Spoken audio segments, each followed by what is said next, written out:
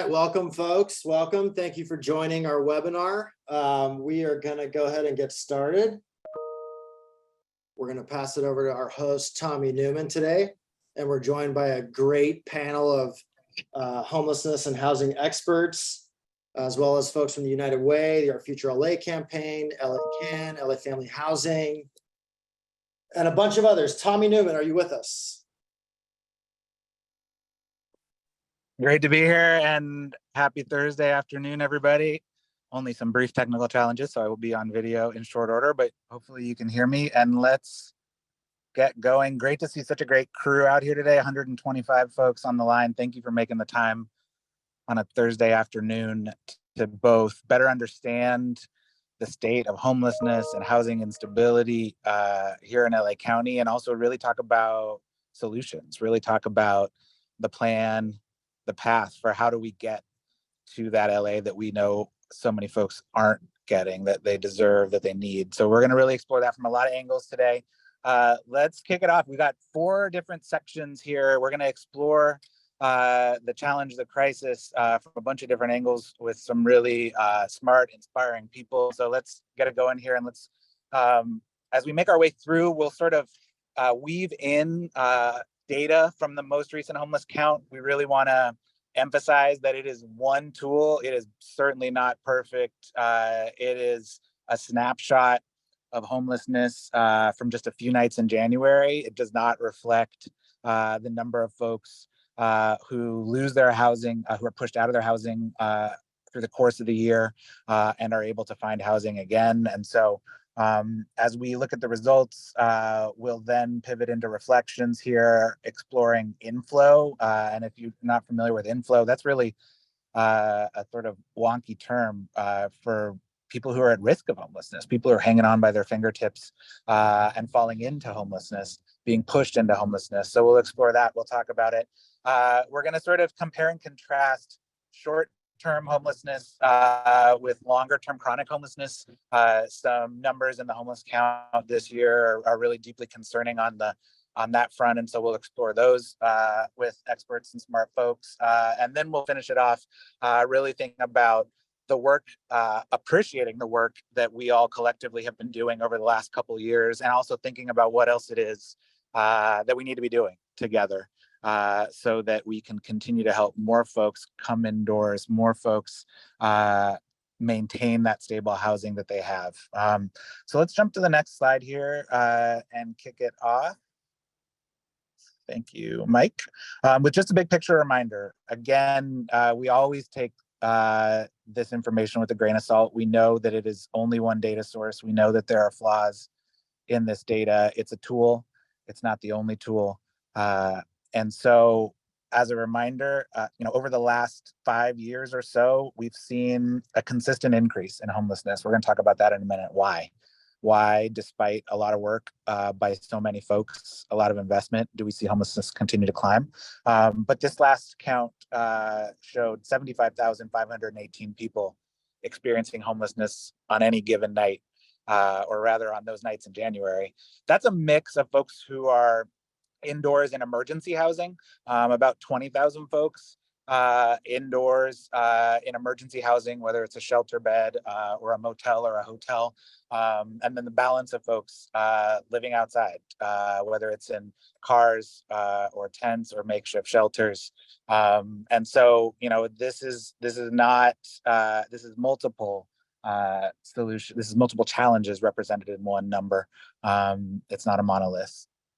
With that context, let's jump to our next slide. As we look across the county, there are these things called service planning areas. It's just a way to try to organize and make sense of this county, which is the largest county geographically in the United States of America.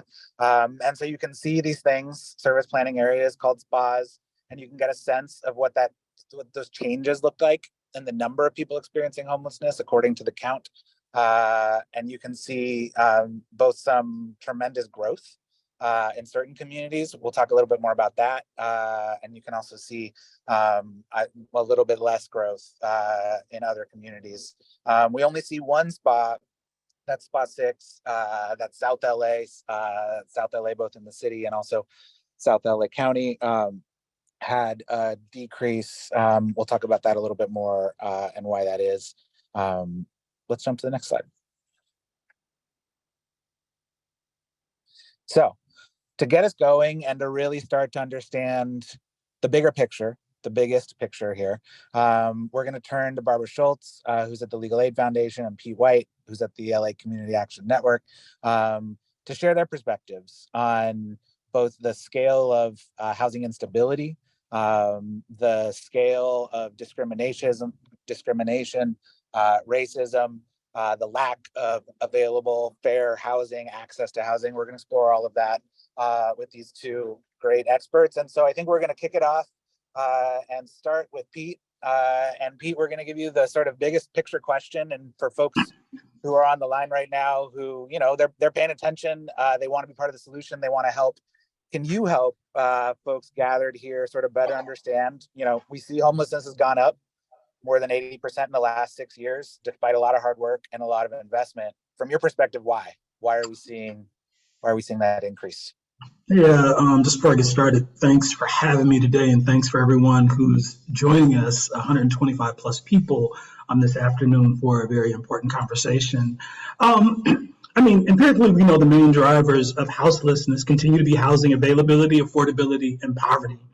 Race remains a powerful determinant, with disproportionate numbers in the Black community and a decades-long rise in the Latinx community. Like Latinas and homelessness has been increasing for a decade, and no one's been talking about that. Rents continue to rise while wages remain stagnant, and our city and county remains unaffordable for those who work the hardest. The ways in which Los Angeles manufactures this crisis and all the structural implications remain to be swept under the rug. Instead, the narrative that drives public policy is one that insists and blames visibly houseless people for a systemic denial and systemic disadvantage. And so this is what we're seeing. This is what we're seeing on a daily basis. None of this is new, but I think as we delve deeper into the conversation, there are some new things we should discuss. Thank you, Pete. That's such a helpful start, and we're going to dig more into that here in short order. Barbara, we're going to jump over to you, and let's think a little bit about that question of folks who are being pushed in, who are at risk. And can you share a little bit about what Stay Housed LA is for folks who might not have heard of it before, and a little bit of the challenges and the work that you all are doing through that effort? Sure. Stay Housed LA is a collaboration of around 10 legal service providers and over a dozen community-based organizations. And we offer outreach, education, legal assistance, and rental assistance. So Stay Housed LA started in the fall of 2020. And since that time, we have conducted outreach to over 1.4 million tenants.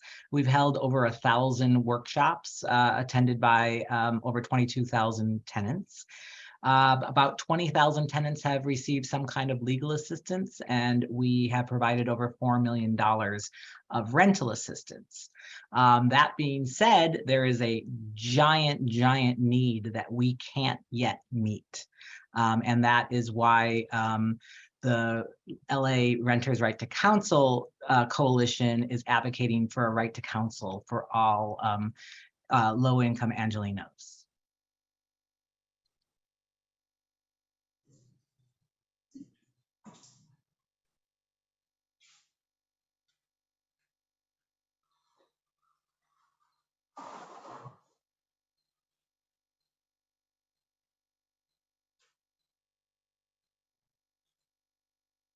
We seem to have lost Tommy. So, I mean, it's like radio. We don't want any radio silence. I think just jumping in, just in terms of what's missing from the collective work, I think right now, one of the things that comes to mind for me is in a recent Loyola Marymount study that was commissioned by the Weingart Foundation, it revealed that Angelenos were willing to accept housing and services in close proximity to them, right? That's very different because we always hear and think about sort of the NIMBY issues, right? The support for ADUs was high, and the sentiment that policing had no place and solutions to solving this crisis were high as well. But then further interrogation of the data revealed that 50% of all renters surveyed in that study had problems paying rent. So let's talk about that really quick. So 50% of all Asian renters in this study, and that the study was about it was 1,385 voters in Los Angeles. 50% of Asians had problems paying rent, who were renters, had problems paying rent in the last 12 months. 52% of white folks who are renters had problems paying rent in the last 12 months. 53% of Latinos had problems paying rent in the last 12 months. And of course, 63% of all Black folks who were surveyed had problems paying rent in the last 12 months. And so when we talk about inflow, we have to talk about this issue of proximity, right? And so the proximity to the issue has shifted for renters in Los Angeles, right? And so when you have high numbers of Asian and Latino and white and Black folks, the issue is not one of the other, but it's an issue that is impacting all Angelenos around the table. And what's missing from the conversation ultimately is truth, right?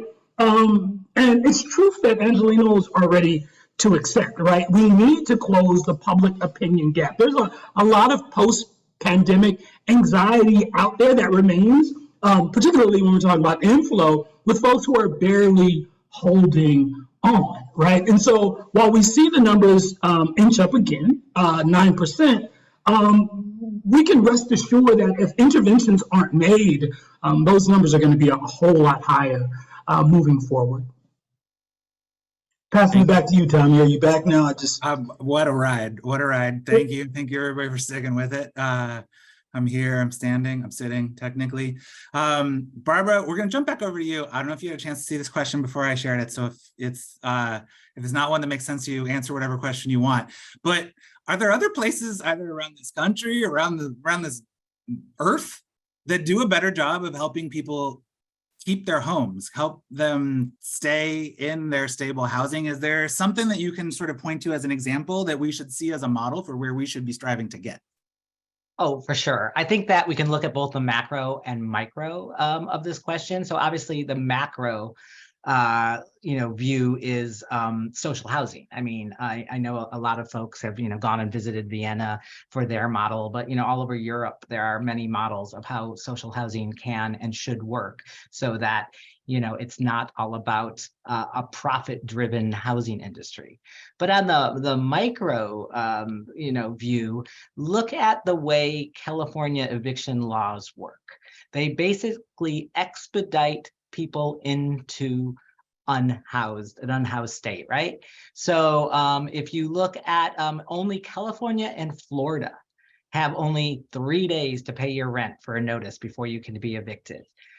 Several states, including Maryland, some Ohio cities, you can pay until the sheriff shows up.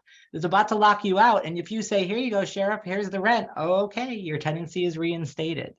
And the same with answering UDs. It is so complicated, and you only get 5 court days to answer. Again, only California and Florida have such a small amount of time. Pennsylvania has 30 days. Ohio has 28 days. There's a couple states, Illinois and Michigan, where you don't have to answer at all. You just show up to court. So, I mean, it's these procedural hurdles we put in front of tenants in order to, so that they can't stabilize their housing, and we are rendering them homeless as quickly as possible. That's a good point. So we're running out of time on this section, and folks who are gathered here, thank you again for everybody who's taking the time out of your day. What a great crew we have here to really dig deep and learn together and plan together. But you'll see we got a little theme here where I'm going to ask our panelists to sort of react or respond or sort of just amplify what another panelist said. So I'm curious, Barbara, if there's anything that Pete shared that you want to sort of just +1 or double emphasize, and then Pete will throw the same question over to you, and then we'll move over to our next section. Just in terms of that inflow to unhoused, if you look at the eviction filings in 2021, there were only about 12,000 because of all the tenant protections. And we saw that there was a relatively small increase in the number of unhoused folks that year. 2022, we have 34,000 evictions, and oh, look at the count now, up 10%, 9 or 10%. So really, you know, there's been many studies that show, especially amongst first-time people who are unhoused for the first time, that housing instability was a huge reason for that. Yeah, and I guess my plus one times two for Barbara Schultz. Barbara Schultz has been a ride or die with LA Can since damn near the beginning. I think my plus one for her on her comments is social housing as a great thing and not the boogeyman, right? There are plenty of models that show us the correct way to do social housing. I think the other thing that Barbara lists that I think people need to walk away with is that there are all of these bureaucratic processes that aids inflow, right? And so being able to sort of mine and pull those I wish they were hurdles, but they're not. They're like pathways to houselessness. We need to have a conversation about that. Thank you guys for having us again. We appreciate you both. Thank you for making the time and sharing your wisdom, your insights. Let's jump over to our next section, and Mike, we can move it to the next slide. We're going to talk a little bit about short-term homelessness. When we talk about short-term homelessness, we're going to explore solutions. Short-term solutions is really where we're going to look here, and we're going to dig in because we know we need the full continuum of solutions. We know that we need places for people to go that night. And we also know that we need long-term solutions. We need permanent housing. We need the stability that that brings. So to help us explore this, we bring in two great leaders from the space, Carter Hughley, who abandoned us here at the United Way and headed over to the Chief Executive Office in the Homeless Initiative. We support it.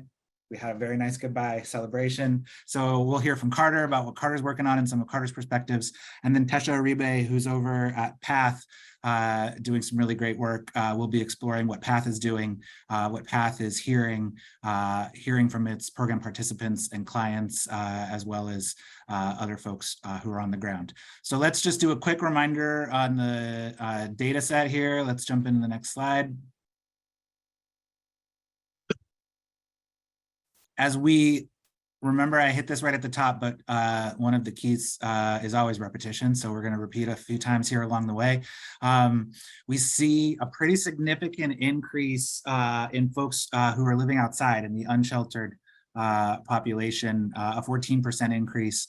And that's tempered against a relatively flat continuation of folks who are living inside in emergency housing of some sort. And just a reminder for all of us, if you're living in emergency housing, you're still experiencing homelessness, right? That's not stable housing. That's not a long-term solution. It's important. It's important for right now, but it's not to take the place of long-term solutions. So with those data points in mind, let's jump in. Carter, we're going to start with you. There's been a really significant increase over the last, 6 months to 12 months of focus on specific encampments, larger encampments, smaller encampments, but specific encampments. And we're seeing this through the Mayor's Inside Safe program. We're seeing it through efforts that the county is leading. And so, Carter, I think for context for this crew, can you help us sort of contextualize that question of focusing on specific encampments as compared to other approaches for helping folks come indoors? Let's start there. Yeah, and first, let me say thank you for having me back, even though I left United Way. It's good to see you all and to be in this space with you. I think that there's really four main differences that we're all experiencing now, and I think one of the first ones is just the different leadership and partnership. The women leading the city, LAHSA, and the county have set the tone and the expectation that the time for finger pointing and blaming and asking who's in charge is over, and the time for unity, collaboration, and partnership is now. They've declared states of emergency. They've delegated significant authorities to go bigger and faster, to scale the evidence-based solutions that we all know and talked about work.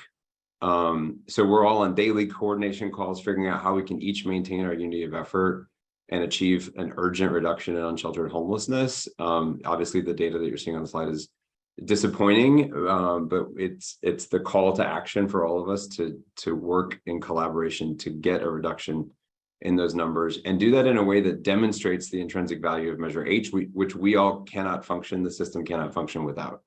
The other difference is that we're leading with trust, and with services, we're not leading with enforcement. So the latest efforts rely on the trusted relationships and partnerships that outreach teams have been building for years with encampment residents, and we are not leading with law enforcement. We are not leading with criminalization.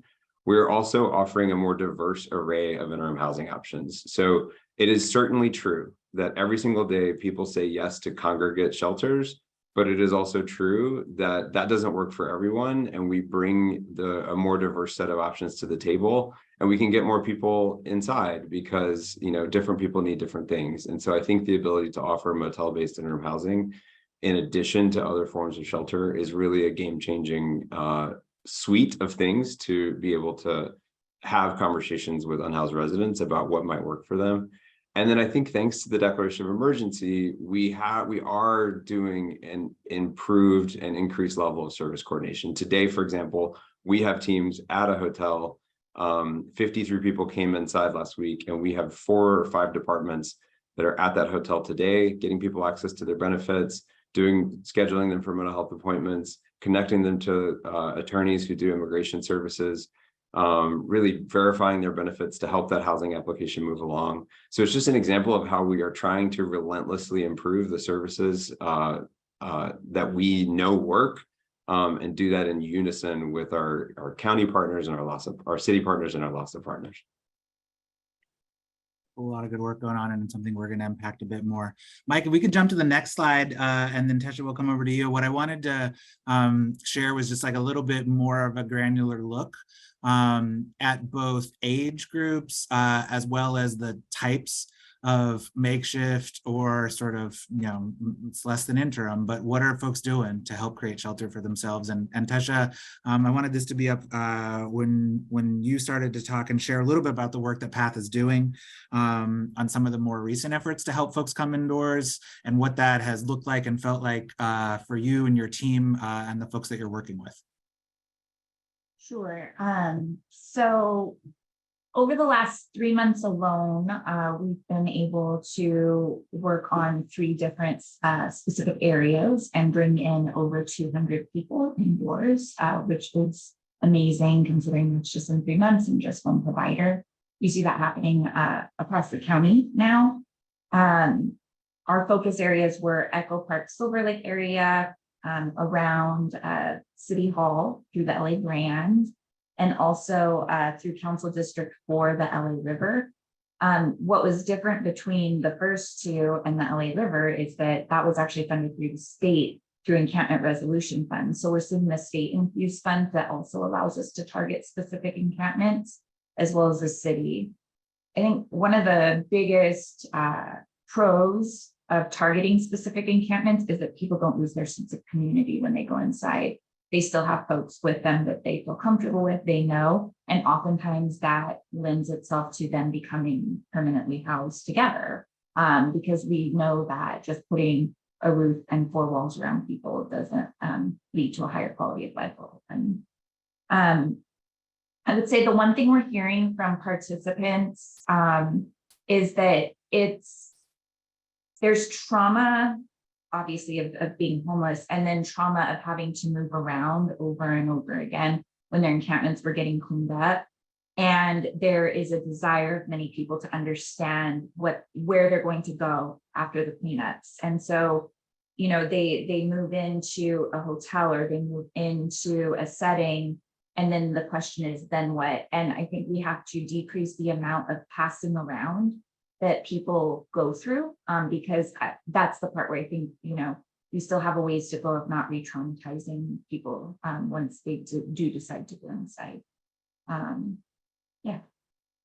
No, that's so critical, and something that I've heard anecdotally as well, that the uncertainty is really overwhelming and traumatizing. Speaking of those challenges of the lessons learned, Carter, let's jump back over to you. What are some of those other lessons learned as this new set of strategies is sort of tested in terms of helping folks come indoors? Well, first, yeah, I'm always amazed at how many people just believe this myth that people want to be outside surviving on the street. So the first thing I think is like, we know how to bring people inside. We know how to do it. We're doing it every single day. And not only are overwhelming majority of people saying yes to coming inside, there's usually more people showing up saying, I also want help. I also want to come inside. So this like BS myth that people want to be homeless, we are disproving that daily. We also know how to put people on a path to permanent housing, but we don't have enough housing. You know, to Pete's point, like we still live in a society where people who have backgrounds and identities that continue to be systemically marginalized through racism, discrimination against people with disabling conditions, discrimination against people with criminal records, poor credit, history of evictions, legal status issues, that is all still there, and we don't have an abundant supply of deeply affordable housing. And so we know how to get people inside. We know how to put people on a pathway to permanent housing. We need everybody working heroically to increase the supply of that affordable housing. And I think the other insight is that waiting too long to this part of the humanitarian crisis, it's extremely expensive. It's extremely resource intensive. It is the right thing to do, and we must do it. But it makes it abundantly clear that we must also invest in the prevention that prevents people from ever getting to this point to begin with, and the housing that we know is needed to resolve it long term. So those are the big insights that I think I've sort of seen so far. Oh, that's really helpful. That's really helpful. Tesha, I'll jump back over to you. You touched on it a little bit, but I just wanted to give you space to go a little bit deeper. You know, in the context of folks that you're working with and helping come indoors, and also those who aren't able to come indoors yet because we still don't have the level of resources that we need. What are you hearing? What's the feedback? What are the needs? Yeah, I think the people who haven't been able to come indoors yet, just, you know, it it reinforces that they're not going to get help, you know, that oh, they know other people get help, but it's not for them. So we see some hopelessness. We also, you know, see that this is a constant problem. We have such a big need and not enough resources to meet the needs. So different groups get prioritized. So we see that. And then I think the people that come inside, you know, coming inside after being out on the street, and I know you all are going to talk about this, but, you know, chronic homelessness and the impact it has on people is something that I don't think that we talk enough about. And when people come inside, they're coming down, they're learning to not be in automatic pilot mode, looking over their shoulder every second. So I think there's a big appreciation for that and gratitude. And then they still, again, will have that lingering thing of, now what's going to happen to me? Are you just going to throw me out on the street, or am I going to get that next step? So I'm eager for the permanent housing to be coming online and to be being created, because I think if we can get the folks from Inside Safe efforts and the hotels into a situation like that, it will improve conditions, and it will spread the word that we're actually following through with what we say as a society. Amen. So final question for each of you, and Carter, we'll start with you. I'm just curious, we're trying to create sort of a through line here across a bunch of mini panels today. I'm curious if there's anything that you've heard Barbara or Pete or Tesha say that you just really want to lift up, plus one, amplify. Yeah, I think, you know, everything Pete said about, you know, how the thing that actually unites us is that the overwhelming majority of us face an unaffordable housing market. And Barbara's points about how the system's actually working exactly as it's designed, which is to put people into homelessness, all resonate. I think Tesha's point about the importance of maintaining community, you know, for the advocates on this call, I just want to really acknowledge, I totally agree with that point. And I want to assure you that we are trying as much as humanly possible to maintain the communities that our unsheltered residents have formed and have. But I want to also remind everyone that, like, the homeless service system is almost always making do with nothing but bad options. And we don't have the luxury of booking the hotel that's closest to the encampment. And there's rarely a housing unit open right around the corner. And so we are going to protect as much as possible the communities that we're trying to respond to, but the resources we're relying on are things that were never designed for this purpose originally, and we are having to grab, pieces and stitch them together and make it work. And so I think both of those are going to have to be held in tension at the same time. We want you to remain in the community that you're in and you identify with and you feel part of, but we're also not able to work a miracle and have every shelter be nearby where your encampment might be. And Tesha, the same question for you. What have you heard that really you want to amplify? Sure. I think the biggest thing from the first part is just that, the homeless services system in general, it doesn't address poverty. It doesn't address lack of a support system. And when we continue to have rents skyrocketing, people are not going to be able to afford them. And we're going to continue to see this problem over and over again. And so I think while the efforts have been amazing, and in my, almost 20-year career, like I've never seen people being able to be inside like this, it's also what will be next. And I think all of us are also nervous about that. So That's really well said. Thank you both. I know we're doing like a rapid fire situation here. We'll see the comments on this about whether or not people enjoy it, but hopefully this is helpful. Thank you both for making the time, for sharing your insights and your work with us. Now we're going to jump to our next section here, which is looking and exploring chronic homelessness. And so to help us do that, we have three experts and leaders in the space, Becky Dennison, Latina Jackson, and Stephanie Klasky-Gamer. And we're so thankful to each of you for making the time and helping us explore this. Let's dive in. Let's look at some of the numbers just to remind ourselves where we are, and then we'll start with Stephanie. So in the context of chronic homelessness, we see a larger increase than homelessness as a whole. And you can see that increase is across both unsheltered and sheltered folks who are experiencing homelessness. And so let's just jump straight to it. Stephanie, help us understand these numbers from your perspective and the work that you're doing. Yep, thank you. And thank you, United Way, for hosting this webinar. I think we all know that people who experience chronic homelessness tend to live with more complex needs and face additional barriers to housing and services. And for these reasons, they tend to be a population that is harder to rehouse. As we know, the point in time count is just that, a point in time, a snapshot, 3 days out of the year. I believe that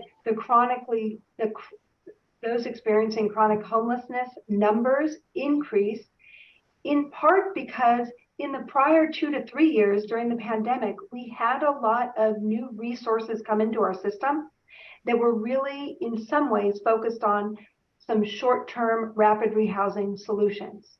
It's not that our chronically homeless population doesn't benefit from some of those resources, but what is most needed for a chronically homeless population is our permanent supportive housing, is the intensive services linked with the permanent housing that they can afford, and less the short-term subsidies that we've had available to us these past couple of years during COVID. So I think those are two contributing factors to why we saw such an increase in that particular subpopulation. That's really helpful. And this is a three-person panel, so we're going to explore the angles here from a few different approaches. Latina, thank you so much for making the time today and for your work at the county's Department of Mental Health. We really wanted to bring in a conversation about serious mental illness into this space. And so we're hoping that first, can you help us sort of just understand in the context of chronic homelessness, what is the scale of people who are experiencing a serious mental illness, and how should we be thinking about that in this bigger context? So again, I also want to thank you for having us here today. We saw in the 2023 count that roughly 25% of people self-reported having a serious mental illness. So that's kind of one piece of the pie. The Department of Mental Health did some work with California Policy Lab a couple of years ago, where we went 5 years back, looking at data for people that were enrolled in street outreach services for individuals that were experiencing chronic street-based homelessness. And what we learned in that particular study was that roughly 17% of the people reported having or were known to have a serious mental illness. Like if we look at the data set of people that actually received services in our system, roughly 17%. And then of those 17%, roughly 10% of that population, so 10% overall of the homeless population, is experiencing what we call a psychotic spectrum disorder, an illness that we would expect the degree of functional impairment that would actually be like the greatest contributing factor to their homelessness and require sort of longitudinal care to help them be housed and maintain that housing.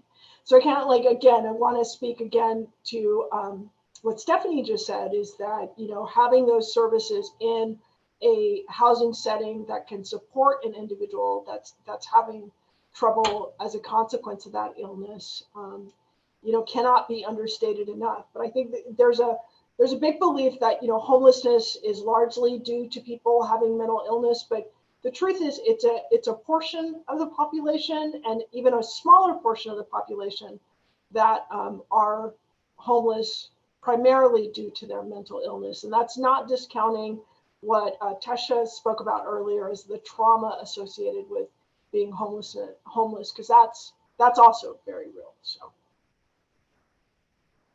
Thanks, Latina. We're going to come back and explore that a little bit more. Mike, if we can jump to the next slide before we dive in with Becky here. We also want to take a look at the racial disparities and the racial breakdown of homelessness across LA County. And so you can see on that column on the left there, the number of total number of people who fall into a given racial ethnic group who are experiencing homelessness. And then you can see that comparison between representation in the countywide population as a whole and representation in the total of people experiencing homelessness. And you can see some real disparities there. And we're going to talk about that a little bit more as we unpack these numbers. To help us do that, Becky, we were hoping that you could share a little bit of context. I think people are struggling to try to hold in tension supportive housing opening up at a faster scale, more investments, more outreach, and the fact that we've put our own local dollars into this for the first time ever, right? I think sometimes we forget that it wasn't until just about 6 years ago that there was local investment in this of our local tax dollars. And so with that context, Becky, I'm curious your perspective on what do you see us learning so far, and what do we need to be carrying forward, both in the measures that we have and the efforts that we have, and what else do we need to be amplifying in that context? Yeah, thanks, Tommy, and thanks everyone again for being here. I think that we continue to see, unfortunately, the things we've learned for a long time. But I'll start with the good ones, which is permanent housing and permanent housing solutions work. They end homelessness for the large majority of people that are lucky enough to get through the system and access those homes. And this increased scale has really allowed us to welcome far more folks home and really drastically impact folks' lives. And in some cases, neighborhoods. So for example, in Venice, we had not built collectively any affordable or supportive housing in over 20 years. And now we are, because of the issue of scale and access to local funds and addressing some of the things that Tesha's talking about in welcoming folks home where their systems of care are and their communities are. But we also, learn and continue to see, unfortunately, that it's not nearly enough. So people keep talking about this unprecedented investment, and it is. And it's a huge step forward, but unprecedented because we did almost nothing for 4 decades, right? So there was either minuscule investment or outright disinvestment. And so unprecedented doesn't necessarily mean huge, sufficient, enough, right? And then the other piece is that we don't do any of the things as we sort of increase scale on the production side. We haven't done anything on preservation. Right. And we just saw in the media the other day that even our most protected housing, residential hotels, nobody enforces, and we're losing those homes, and we lose other things in this private market. And then I do want to say we put far too much of our subsidy into this private for-profit market that Pete and Barbara described so clearly, right? underpinned by structural racism, other forms of discrimination, the source of housing unaffordability, displacement, eviction, homelessness, and we're pouring money into that system with housing subsidy and other things. And so we can't, that's why we see the numbers go up, right? We have to be able to do more than one thing at one time. And so we need to, going forward, continue and expand this investment into supportive and affordable housing and building new. But at the same time, we need to, just stop the things that we know for so long that we haven't done, right? Preserve housing, protect tenants, get more housing out of this, out of control market in Los Angeles, social housing, things of that nature. And again, the solutions are there. We just have to be able to do more than one thing at one time. And actually, just will say, that's what ULA and La Casa are built upon, right? Is all of our collective experience in trying to get funding at scale to do all of those things instead of one at a time. Amen. Love that connecting of the dots. Thank you. It's really helpful. By the way, if you have questions out there, keep putting them in the chat, keep putting them in the Q&A space. We're going to be answering a lot of these questions on the Everyone In social media feeds coming out of the event. Obviously, we have a lot of folks here who are talking and sharing. We have 160-ish people who are on the line right now. So keep those questions coming. We're capturing them all. And then if you're not already following this on @everyonein_LA, you should be, because we're trying to help share information, ways to help, ways to push. Speaking of ways to help and ways to push, Stephanie, we thought we'd give you a fun question. If you had a magic wand to change one thing about the way the system works, to change a policy that there it is, she's got it out. What would you do? What would you do with that wand if you could do one thing with it? Well, I'm a bit of a broken record on this one. Clearly, we know we end homelessness when people have access to homes. They remain stable and successful in those homes linked to the supportive services.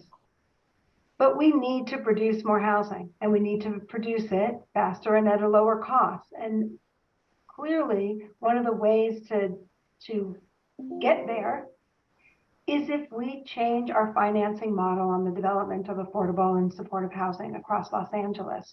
We still have a pretty antiquated model in terms of compiling a capital stack with 4 to 5 sources. That takes longer, that costs more money. So I think if we really want to produce differently, number one, we need the resources to do so, go ULA, and we need to change the financing model. So if I had a magic wand, that's what I would do. Thank you, Stephanie. We love it. It makes good sense. Elise just stopped by and said hi. She's loving this. Let's jump over to Latina. Latina, you touched on it a little bit, so feel free to go in another direction if you want. We've talked about some of the most effective strategies and programs to help people with serious mental illness who are experiencing homelessness. But maybe you could play with your magic wand a little bit too. Knowing what you know, knowing what works, what do you want to see scaled up? Well, I'd love to see scaled up the options for what supportive housing looks like for people living with severe mental illness. Like we've seen, our board and care model, residential care model for individuals with severe mental illness kind of disappear in droves over the last few years because they're not funded properly. And it's a model that's unsustainable with our current SSI structuring of paying these places roughly $35 a day. So in addition to the permanent supportive housing that we have in place, I couldn't agree more that we need those resources, but it's also looking at parity for people living with mental illness and how, again, the structural things continue to play out. Like if we look at people with developmental disabilities, the housing that they, receive or the funding they receive for housing could be upwards of $10,000 a month, where someone with severe mental illness could have similar impairments, but the support that they give is roughly $1,100 a month. It's not sustainable for someone who needs, kind of that level of support. So if I had my magic wand, it would be many different options because mental illness exists on a spectrum. And so it would be all the things that we have, and then, looking at additional hospital beds, additional residential cares, subacutes, like the spectrum. Oh, that's really helpful. I know people's wheels are turning. I'm trying to keep this train on time with a large number of brilliant folks. So Becky, we'll come to you for the last question for this panel. We're not gonna have time for the reactions to others, but we've certainly dug into it. I think one of the things, Becky, that people are really trying to understand, if they're not close to this work, if this is not what they do on a daily basis, or if they're, you know, experiencing homelessness and trying to figure out, how do I get into permanent housing? How do I get access?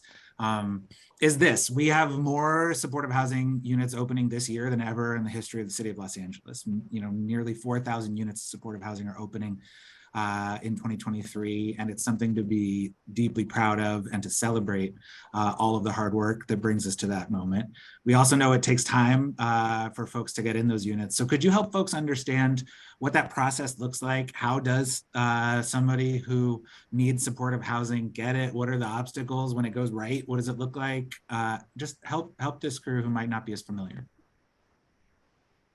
Yeah, try to say it as quickly as possible. I know, I'll just say that it is a scarcity model and a bureaucratic nightmare for people, right? Oftentimes very re-traumatizing. So as I think Carter said, right, for any open housing unit, there are hundreds, if not maybe thousands at this point, of people who are qualified for it and want it. But people need to be selected through, you know, a complex coordinated entry system process. And then once they are, you know, qualified for the unit, it can take months to get through the level of paperwork of all of the government agencies that fund the work. And at times that paperwork expires during the process, or for folks who are living on the streets and sort of face continual harassment, forced displacement, things get lost. So it's just, thankfully, people are resilient, and thankfully our teams are skilled at supporting folks, and the large majority of people do get in through that process and get into their home. But it takes a long time.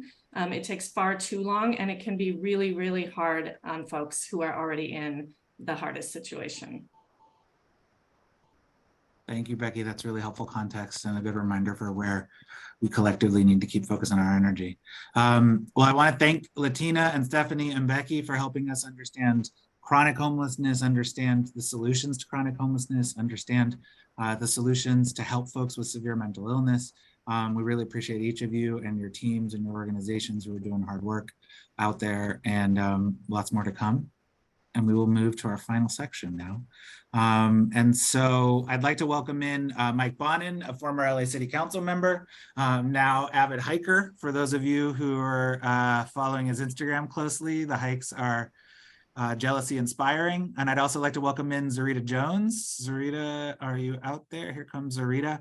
Zarita is a board member of the newly created LA County Affordable Housing Solutions Agency, also known as La Casa. And Zarita is also an activist and an advocate in a lot of spaces. We're going to talk more about that. So thank you to you two are helping us close out this panel with some perspective on the work that's happening, on the work that needs to keep happening.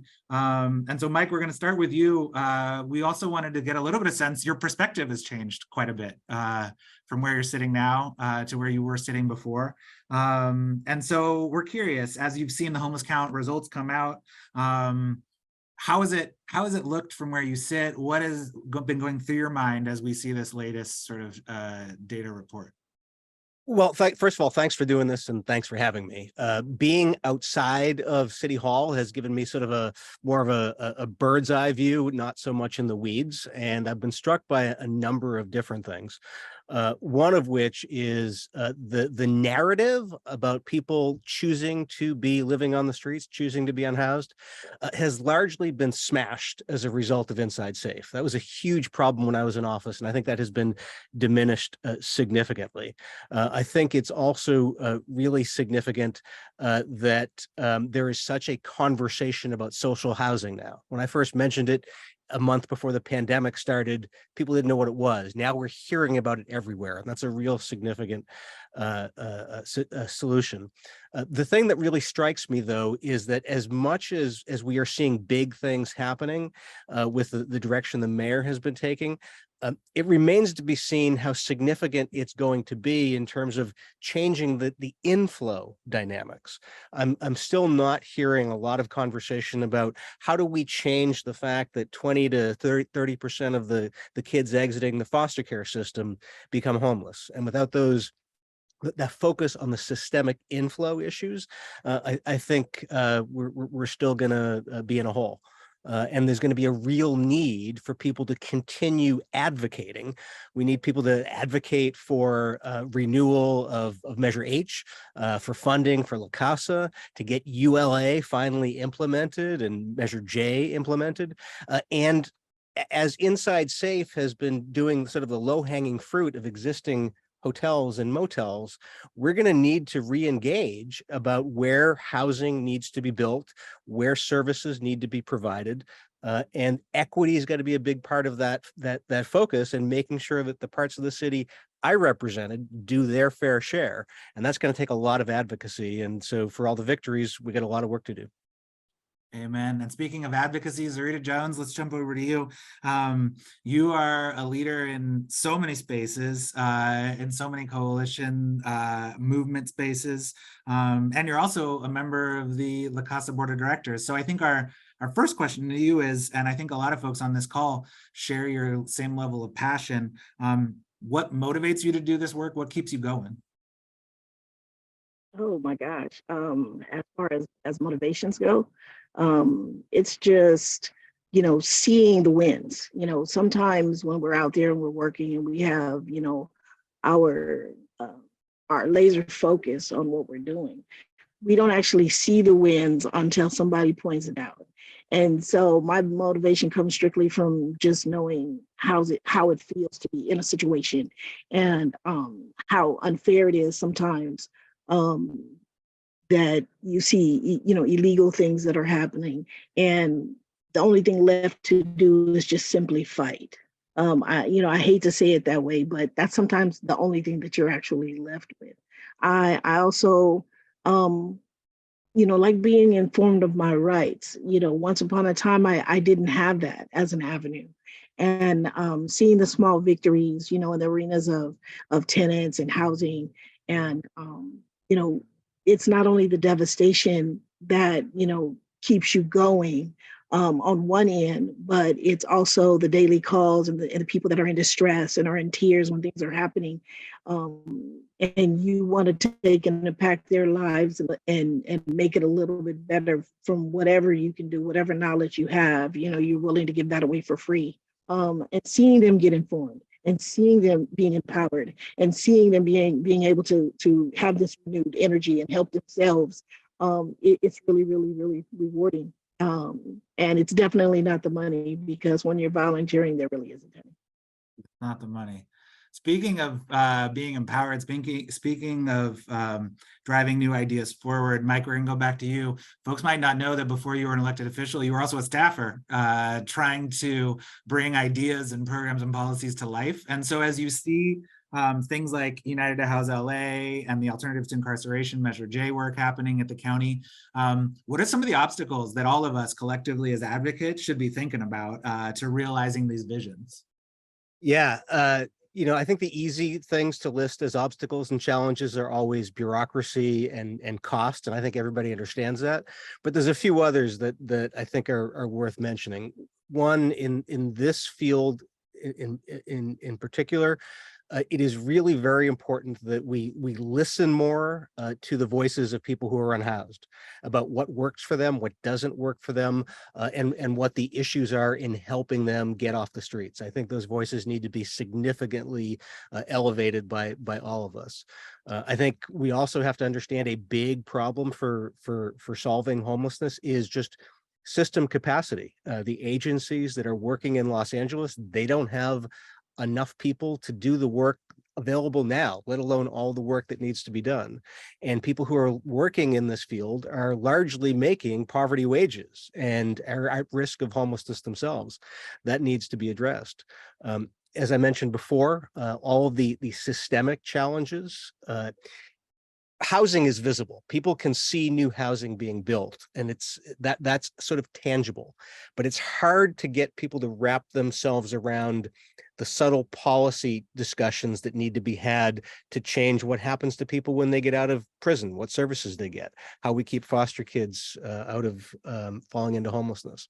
And another one, I don't need to worry about politics as much anymore, so I'll name names. I think a big problem that a lot of folks are seeing is the city attorney's office. There have been projects that were put in the pipeline when I was in office that are being held up and are being slow walked or being attempted to stop because the city attorney has concerns about the process the city used to pick Triple H developers 5 or 6 years ago. And that's a significant issue that we're starting to see. Yeah, that's well said. Zarita, we're going to jump back over to you. And now I know we're running up against the end of our call here, trying to stay on schedule. What's a recent win that gives you a little boost of energy to keep fighting, as you described a minute ago? Well, my boost of energy comes from, the very last win that we received, which is SB 679 and Measure ULA. Over the past year, we were, watching this come to fruition, being part of one of these coalitions where it was just an idea and all of us were trying to figure it out and hash it out, and to be now sitting on the actual board of the agency that, was an idea. That's enough to keep me going for quite some time, to be perfectly honest with you. And then just knowing that tenants are capable. When you start giving tenants an opportunity and you give them the knowledge, they can actually do some phenomenal things. Just like we were saying, Mike was saying about the homeless folks, they know what they want. They know how to solve some of these problems. And if we listen to them, but again, we need to take an outreach to them. We need to make sure that we give them the information. That's very, very important. And that's a key component into us moving forward in both of these arenas, with the homelessness and with the tenants. Oh, that's really important and really powerful. Okay, final word for each of you. Mike, I'm curious, anything that you've heard somebody else say on this panel today that you just really want to +1, amplify, and help power this group forward as the work continues? Yeah, we've heard a lot about all the resources that are coming online to help keep people housed. The promise of ULA is huge, but the risk of people being evicted is greater than ever. And I just want to highlight a very specific example that I've been focused on since leaving office. About 500 residents of the Barrington Plaza apartments in West LA are being forced out by Douglas Emmett, which is an opponent of ULA itself. And it's a twisted interpretation of the Ellis Act. It is a dangerous precedent that could really put a huge number of tenants at risk of eviction in Los Angeles. And we need to keep our eyes focused on fights like this because tenants are at greater risk than ever. And this is an important fight for every tenant in Los Angeles, not just those 500 or so. Oh, that's a great point to lift up. Zarita, you get the final word. A lot of great speakers, a lot of great leaders on this call today. What's your final word for something you really want to elevate and drive forward? I want to say kudos to all the people that spoke on the panel, friends that I've just met and old ones. But we need to take and make sure that the housing solutions that we think about are permanent. We understand the devastation that's caused when they're not permanent, and the kind of emotional harm and economic harm when people are constantly moving around. And then that's impactful. And that's another problem that we have to solve. Also, we want to make sure that the programs that we are putting in place, not only we examine what we have, we find the gaps in the programs, and we fill what's needed. And we do this all together by working together. I believe that, protection, prevention, preservation are all good terms, but we need to make sure that we're doing it in a way that we're not wasting time, we're not wasting money, and we have to understand that people's lives are on the table. And just remember, when you think about homelessness, you think about tenants, you think about displacement, children are always the casualties. We have to remember that whatever they're experiencing now in their childhood, they're going to be carrying with them. So we need to do better. Amen. That's well said. The conversation will continue. Mike and Zarita, thank you so much for making the time to join us. Thank you to everybody who made the time. Thank you to the nearly 200 folks who joined us in the middle of the day to both better understand the challenges that we're facing the solutions that are underway. Join us as always, everyone in @everyoneinLA. Thank you for the questions that were shared. Keep an eye on those social feeds where we'll work to answer them. We'll have an advocacy town hall coming up on July 28th. Those are always a great opportunity to dig into specific advocacy pushes with the folks who are leading that work. We always try to elevate and lift those up. Thank you everybody so much for making the time, for spending the time with all of us. Lots more to come. Stay well.